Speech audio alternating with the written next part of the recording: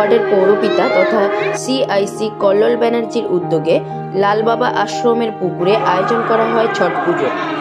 এলাকার মানুষের পুজোর সুবিধার্থে এই আয়োজন বলে জানান কল্লোল ব্যানার্জি। এছাড়া এই দিন এক স্বেচ্ছাসেবক শিবিরের আয়োজন করা হয়। 15 নম্বর ওয়ার্ড বাদেও আশেপাশের এলাকার পুণ্যার্থীরাও এই পুকুরে ছট পুজো সম্পন্ন করেন।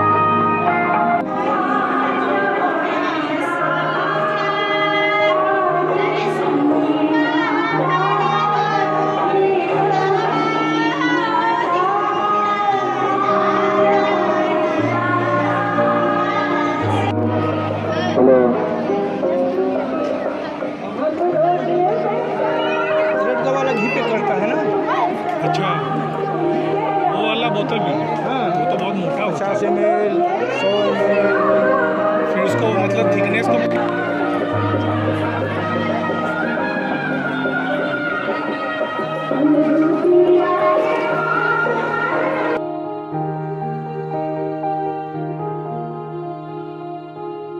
বহু মানুষ এসেছেন না, বহু মানুষ আসেন প্রতিবারই পবিত্র ছট পুজো উপলক্ষে। এই ওয়ার্ডে এরকম একটা ভিড় হয়, কারণ এই ওয়ার্ডে একটা সিকিউর প্লেস, এই লালবাবা আশ্রম রয়েছে, যেখানে এত মানুষ এসে পবিত্র ছট মায়ের পুজো করতে পারে। কারণ এই ডানকুনি, এই ওয়ার্ড, পার্শ্ববর্তী ওয়ার্ড, এগুলো অনেক অবাঙালি মানুষের বাস। এবার বিভিন্ন ওয়ার্ডে ব্যবস্থাপনা হয়েছে, যেমন 6 নম্বর 5 নম্বর ওয়ার্ডে হয়েছে, 3 নম্বর ওয়ার্ডে হয়েছে, 11 নম্বর ওয়ার্ডে হয়েছে। মানুষ যে যে ওয়ার্ড সংলগ্ন আছে সেখানে সেখানে একটা করে বড় পুকুরে এরকম ব্যবস্থা করা হয়েছে। ডানকুনি পুলিশ প্রশাসনকে ধন্যবাদ, সারাক্ষণ তারা পাশে থেকে সহায়তা করেছেন। আর আমরাও পৌরসভাগতভাবে বহু মানুষ ডন্ডি কেটে আসেন, মাটিতে শুয়ে আমরা সব জায়গা পরিষ্কার করে যেন কোনো মানুষের কোনো অসুবিধা না হয়।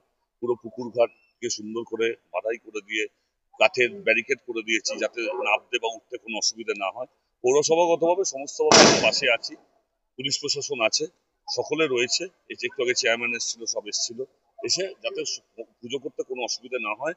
কারণ আমরা বলি ধর্মযাত্রার উৎসব সবার, তাই সমস্ত উৎসবে সামিল হয়ে একসাথে তাদের পাশে থেকে পুজো উদযাপন করব। এটাই আনন্দ, এটাই মানুষের পাশে থাকা।